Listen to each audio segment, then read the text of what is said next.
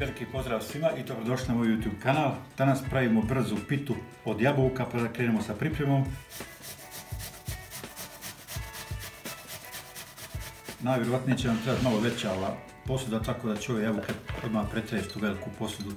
Dalje sam pripremio 400 g brašna tip 500. Njega ćemo dodati u smjesu. Lagano miješamo. Ide jedna mala čajna kašika sode bikarbone. Nastavljamo s miješanjem. 50 ml običnog mlijeka, hladnog, i 200 ml biljnog ulja. To ide u smjesu. Nastavljamo s miješanjem. I naravno, pošto se radi o kolaču, stavit ćemo šećer 400 g. Jabuka će da pusti tečnost, tako da će ova smjesa biti idealne gustoće, samo treba dobro izmiješati. Kada radimo kolač sa jabukama, ne smijemo zaboraviti cimet. Ja sam tu pripremio 2 male čajne kašičice. Ko voli više može staviti više, ali ne treba baš previše da ne bi dobio gorak okus. Mislim da je na ovu količinu 2 čajne kašike idealna količina.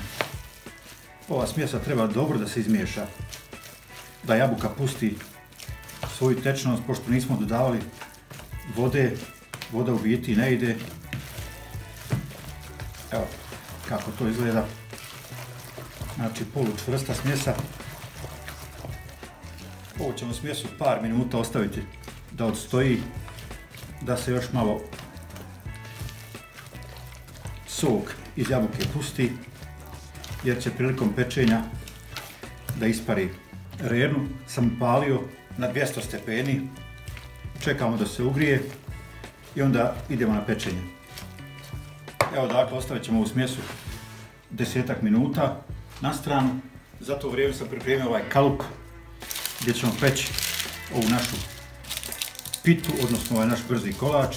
Stavio sam dole na dno jedan komad papira za pečenje i stavit ću sa strane još malo papira, međutim, pošto je ovaj papir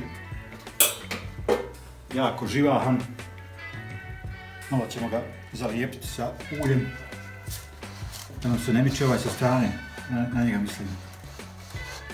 Stavit ćemo malo ulja sa strane i zalijepiti papir, da nam se ovaj naš kolač ne bi zalijepio za ovu našu tepsiju. Evo.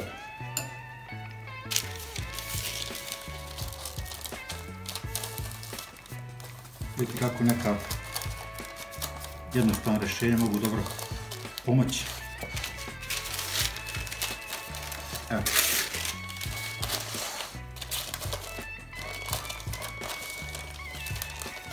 Znači tačno 2 dužine. I evo nakon 10 minuta rerna se ugrijala na 200 stepeni, sad ću je smanjiti na 180, tepsija je obložena, smjesa je svoje odradila i ovo ćemo sad da stavimo u kalup.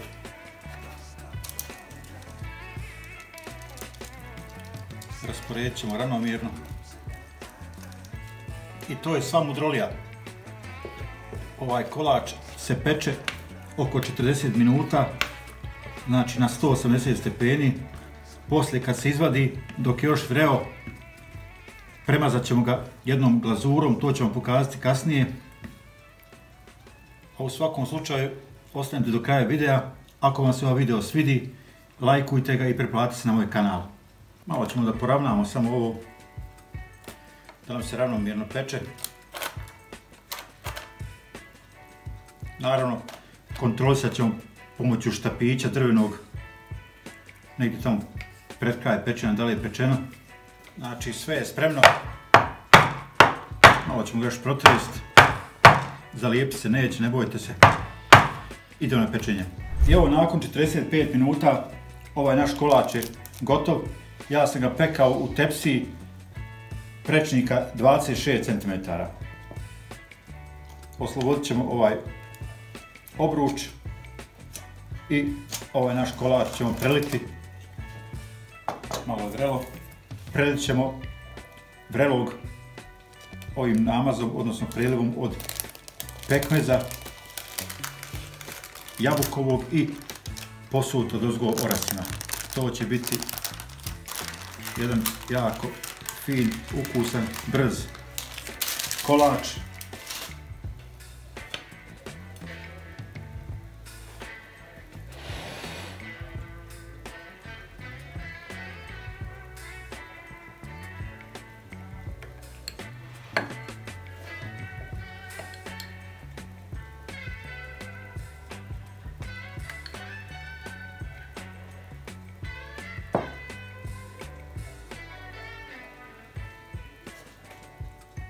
Ovo se namaže obilato pekmezom. Vi možete koristiti džem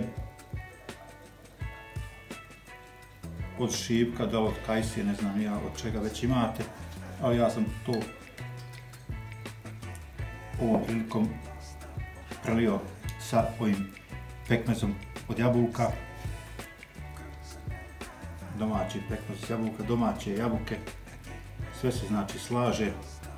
Ako nemate oraha, možete posuti šećerom u prahu, međutim u ovom slučaju ja sam pripremio oko 100 grama oraha, međutim može čak i 50-ak, ali eto, neće možda čak sve ni otići.